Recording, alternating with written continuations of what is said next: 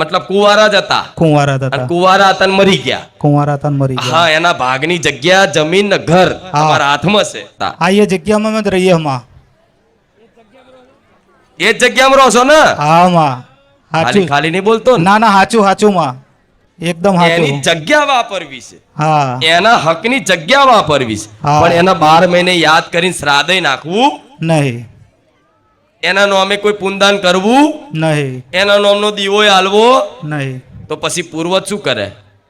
આ પગ નહીં દુખતો તારો જમણો? દુખે માં. હા સાચું માં. મનની વાત કહી દીધી માં. મનની તમે વાત તો કહી દીધી. કહી દીધી એકદમ હા તો જોજો માં. મને બેઠકો કરતા આવડે છો પણ નહીં. હા, વાહ. આવું ના કે બધા પૂછવા આવશે મારી અમારું કઈક ખોરી હાલ ને. ના પણ આ તો માં તમે સપનામાં કીધું એટલે પછી મારે તમને હા, પૂછવું જ તો આ પડે. તો હસી મજાકમાં કહી દીધું. હસી હા. મજાકમાં તો આખો ઇતિહાસ ખોલી નાખું.